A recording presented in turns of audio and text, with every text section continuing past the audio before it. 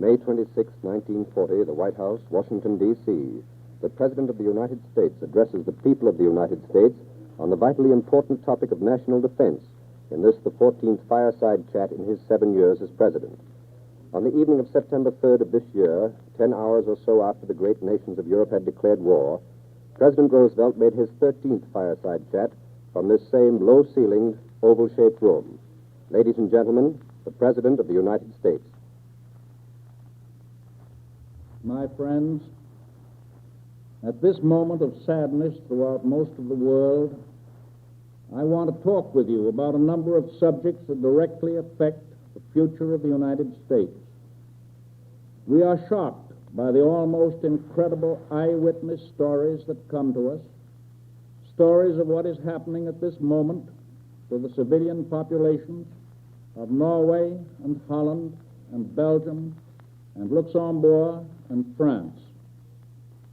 I think it is right on this Sabbath evening that I should say a word in behalf of women and children and old men who need help, immediate help in their present distress, help from us across the seas, help from us who are still free to give it. Tonight, over the once peaceful roads of Belgium and France, millions are now moving, running from their homes to escape bombs and shells and fire and machine gunning, without shelter and almost wholly without food.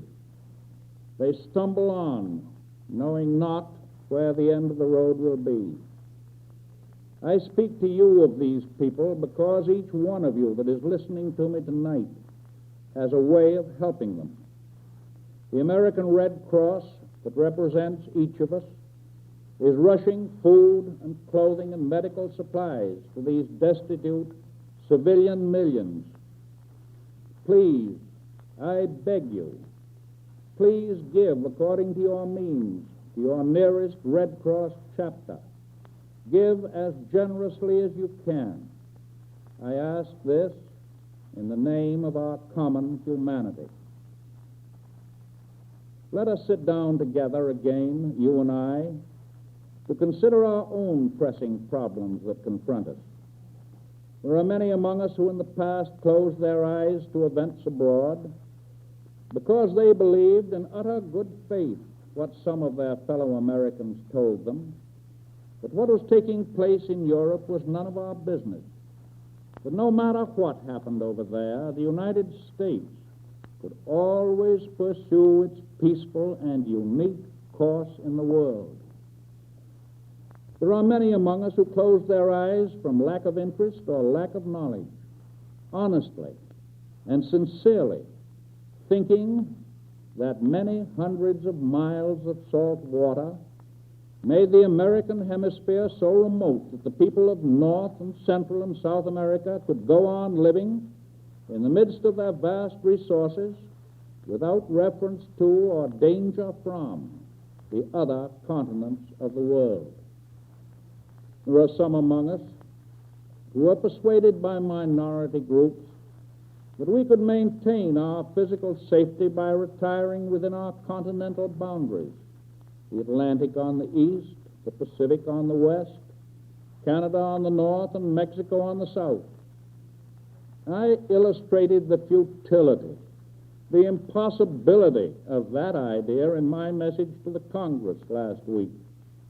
Obviously, a defense policy based on that is merely to invite future attack. And finally, there are a few among us who have deliberately and consciously closed their eyes because they were determined to be opposed to their government, its foreign policy, and every other policy, to be partisan, and to believe that anything that the government did was wholly wrong. To those who have closed their eyes for any of these many reasons, to those who would not admit the possibility of the approaching storm, to all of them, the past 2 weeks have meant the shattering of many illusions. They have lost the illusion that we are remote and isolated, and therefore secure against the dangers from which no other land is free. In some quarters, with this rude awakening has come fear bordering on panic. It is said that we are defenseless.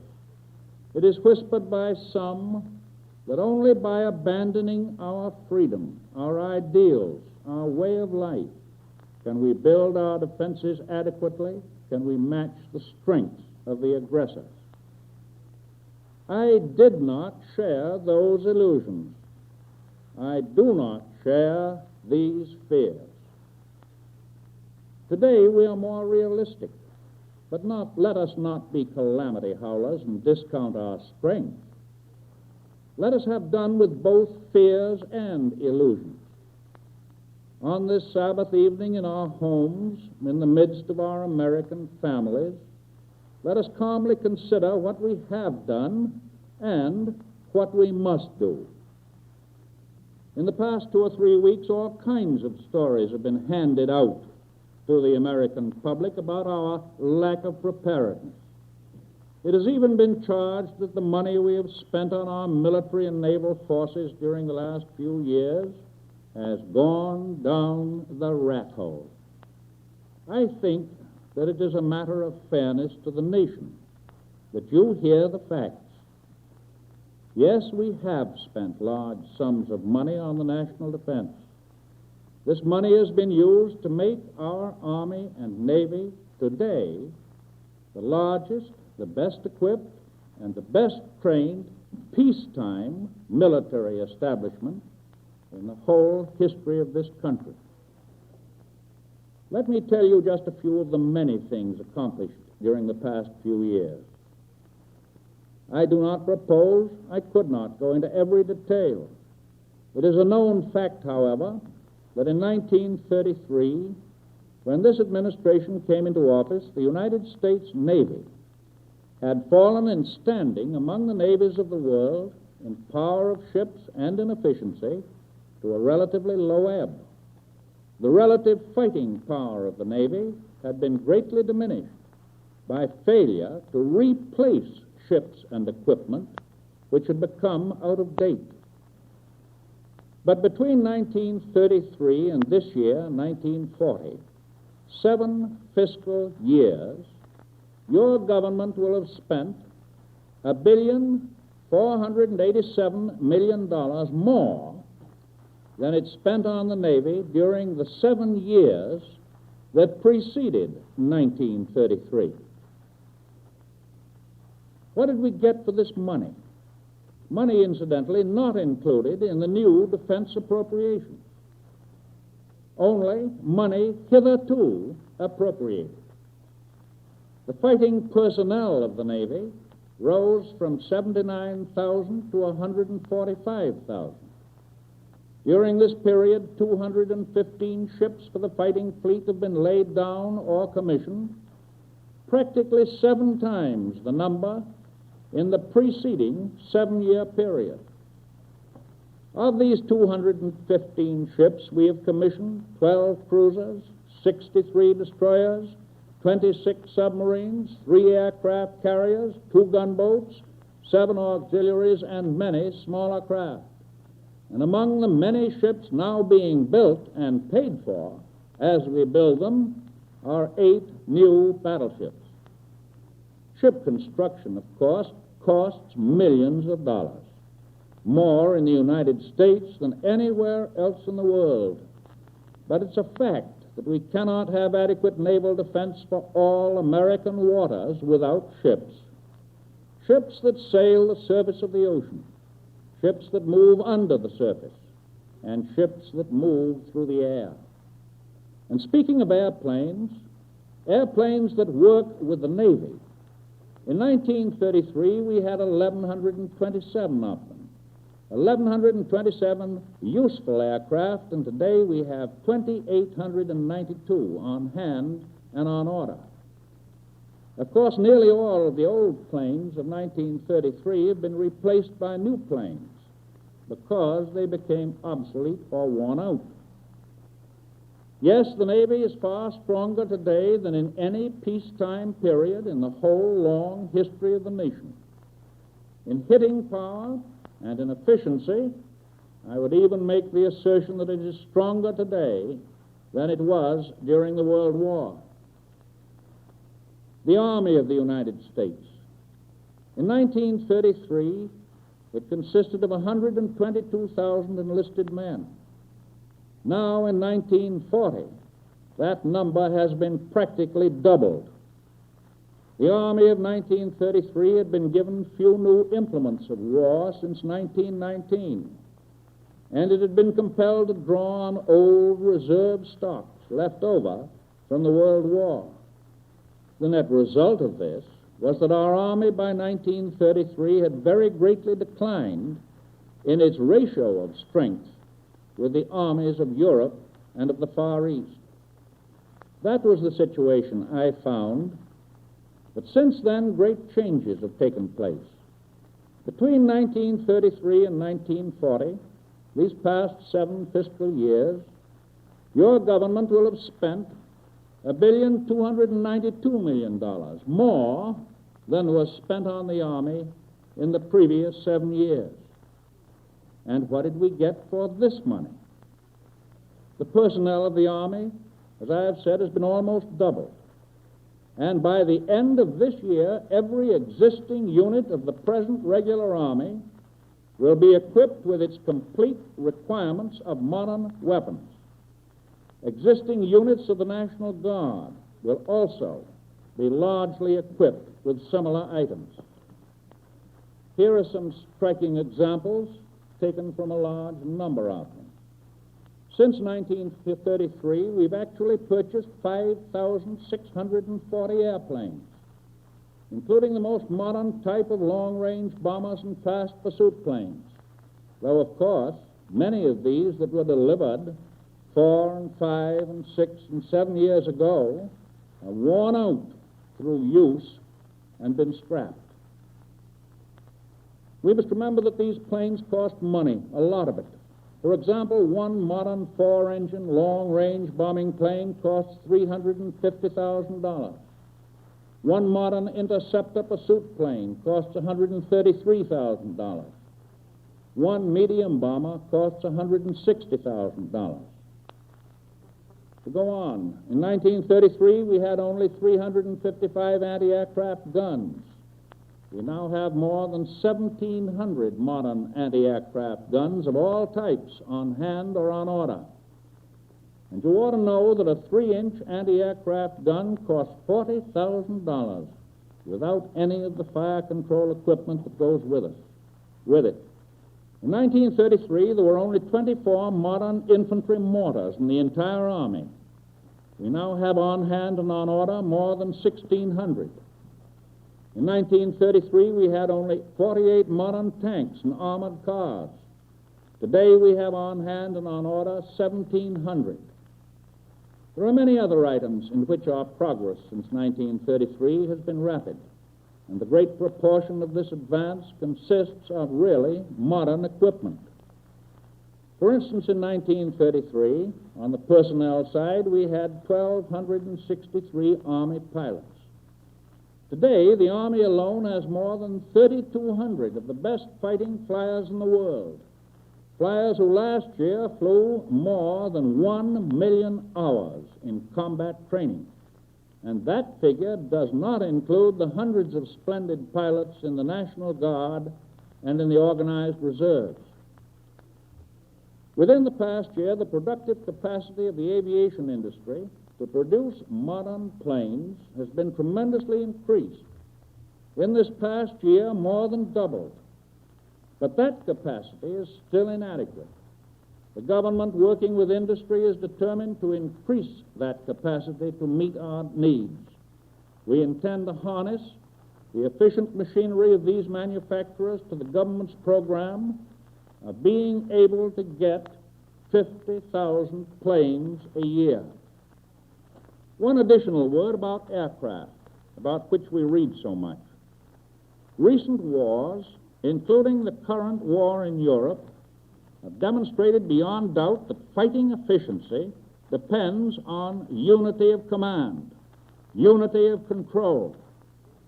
In sea operations, the airplane is just as much an integral part of unity of operations, as are the submarine, the destroyer, and the battleship. And in land warfare, the airplane is just as much a part of military operations as are the tank corps, the engineers, the artillery, or the infantry itself. And therefore, air forces should continue to be a part of the Army and Navy.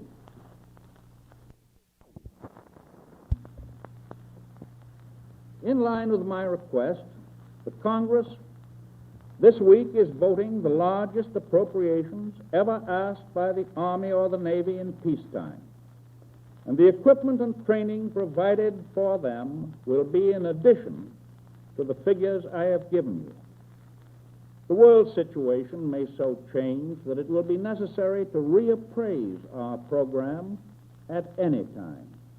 And in such case, I am confident that the Congress and the Chief Executive will work in harmony as a team, work in harmony as they are doing today. I will not hesitate at any moment to ask for additional funds when they are required. In this era of swift mechanized warfare, we all have to remember that what is modern today and up to date, what is efficient and practical, becomes obsolete and outworn tomorrow. Even while the production line turns out airplanes, new airplanes are being designed on the drafting table. Even as a cruiser slides down the launching ways, plans for improvement, plans for increased efficiency in the next model are taking shape in the blueprints of designers. Every day's fighting in Europe, on land, on sea, and in the air, discloses constant changes in methods of warfare. We are constantly improving and redesigning, testing new weapons, learning the lessons of the moment, seeking to produce in accordance with the latest that the brains of science can conceive. Yes, we are calling upon the resources, the efficiency, and the ingenuity of American manufacturers of war material of all kinds, airplanes and tanks and guns and ships, and all the hundreds of products that go into this material. The government of the United States itself manufactures few of the implements of war. Private industry will continue to be the source of most of this material, and private industry will have to be speeded up to produce it at the rate and the efficiency called for by the needs of the times. I know that private business cannot be expected to make all of the capital investments required for expansions of plants and factories and personnel which this program calls for at once. It would be unfair to expect industrial corporations or their investors to do this when there is a chance that a change in international affairs may stop or curtail orders a year or two hence. Therefore, the government of the United States stands ready to advance the necessary money to help provide for the enlargement of factories, the establishment of new plants, the employment of thousands of necessary workers, the development of new sources of supply for the hundreds of raw materials required, the development of quick mass transportation of supplies. And the details of all of this are now being worked out in Washington day and night. We are calling on men now engaged in private industry to help us in carrying out this program, and you will hear more of this in detail in the next few days. It does not mean that the men we call upon will be engaged in the actual production of this material. That will still have to be carried on in the plants, in the factories throughout the land. Private industry will have the responsibility of providing the best, speediest, and most efficient mass production of which it is capable. The functions of the businessmen whose assistance we are calling upon will be to coordinate this program to see to it that all of the plants continue to operate at maximum speed and efficiency. patriotic Americans of proven merit, of unquestioned ability in their special fields, are coming to Washington to help the government with their training, their experience, and their capability. It is our purpose not only to speed up production, but to increase the total facilities of the nation in such a way that they can be further enlarged to meet emergencies of the future. But as this program proceeds, there are several things we must continue to watch and to safeguard, things that are just as important to the sound defense of a nation as physical armament itself. While our Navy and our airplanes and our guns and our ships may be our first lines of defense, it is still clear that way down at the bottom, underlying them all, giving them their strength, sustenance, and power, are the spirit and the morale of a free people. For that reason, we must make sure in all that we do that there be no breakdown or cancellation of any of the great social gains which we have made in these past years. We have carried on an offensive on a broad front against social and economic inequalities, against abuses which had made our society weak. That offensive should not now be broken down by the pincers movement of those who would use the present needs of physical military defense to destroy it.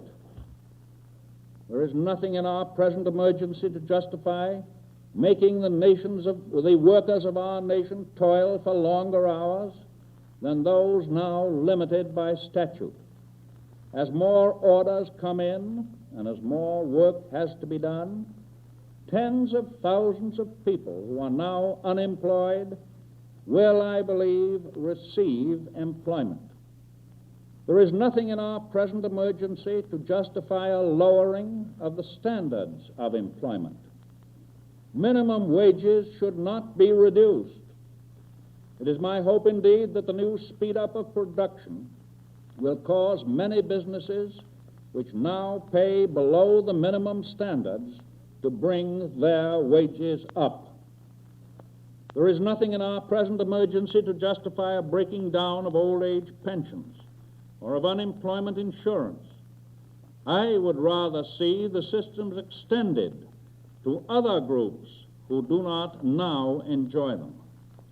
There is nothing in our present emergency to justify a retreat, any retreat from any of our social objectives, from conservation of natural resources, assistance to agriculture, housing, and help to the underprivileged.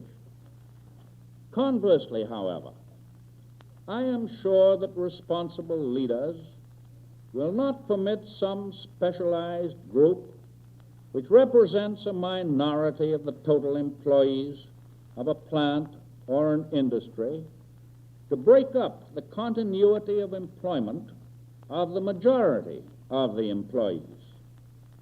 Let us remember that the policy and the laws that provide for collective bargaining are still in force. And I can assure you that labor will be adequately represented in Washington in the carrying out of this program of defense. And one more point on this: our present emergency and a common sense of decency make it imperative that no new group of war millionaires shall come into being in this nation as a result of the struggles abroad. The American people will not relish the idea of any American citizen growing rich and fat in an emergency of blood and slaughter and human suffering. And last of all, this emergency demands that the consumers of America be protected so that our general cost of living can be maintained at a reasonable level. We ought to avoid the spiral processes of the World War, the rising spiral of costs of all kinds. The soundest policy is for every employer in the country to help give useful employment to the millions who are unemployed. By giving to those millions an increased purchasing power, the prosperity of the whole nation will rise to a much higher level. Today's threat to our national security is not a matter of military weapons alone. We know of other methods, new methods of attack.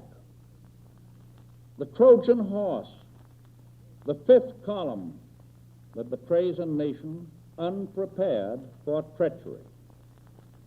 Spies, saboteurs, and traitors are the actors in this new strategy. With all of these, we must and will deal vigorously. But there is an added technique for weakening a nation at its very roots, for disrupting the entire pattern of life of a people. And it's important that we understand it. The method is simple. First, discord, the dissemination of discord. A group not too large, a group that may be sectional or racial or political, is encouraged to exploit its prejudices through false slogans and emotional appeals. The aim of those who deliberately egg on these groups is to create confusion of counsel, public indecision, political paralysis, and eventually a state of panic. Sound national policies come to be viewed with a new and unreasoning skepticism, not through the wholesome political debates of honest and free men, but through the clever schemes of foreign agents. As a result of these new techniques, armament programs may be dangerously delayed. Singleness of national purpose may be undermined. Men can lose confidence in each other, and therefore lose confidence in the efficacy of their own united action. Faith and courage can yield to doubt and fear. The unity of the state can be so sapped that its strength is destroyed. All this is no idle dream. It has happened time after time in nation after nation during the last 2 years. Fortunately, American men and women are not yet easy dupes. Campaigns of group hatred or class struggle have never made much headway among us and are not making headway now. But new forces are being unleashed. Deliberately planned propagandas to divide and weaken us in the face of danger as other nations have been weakened before. These dividing forces I do not hesitate to call undiluted poison. They must not be allowed to spread in the New World as they have in the Old. Our moral, our mental defenses must be raised up as never before against those who would cast a smokescreen across our vision. The development of our defense program makes it essential that each and every one of us, men and women, feel that we have some contribution to make toward the security of our nation. At this time, when the world, and the world includes our own American hemisphere, when the world is threatened by forces of destruction, it is my resolve and yours to build up our armed defenses. We shall build them to whatever heights the future may require. We shall rebuild them swiftly as the methods of warfare swiftly change.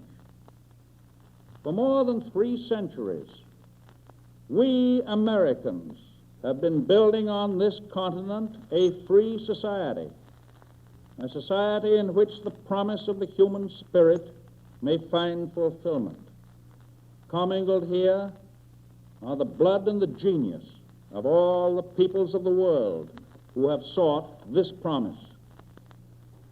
We have built well. We are continuing our efforts to bring the blessings of a free society, of a free and productive economic system to every family in the land. And that is the promise of America. It is this that we must continue to build, this that we must continue to defend. It is the task of our generation, yours and mine. But we build and defend not for our generation alone. We defend the foundations laid down by our fathers. We build a life for generations yet unborn. We defend and we build a way of life, not for America alone, but for all mankind. Ours is a high duty, a noble task.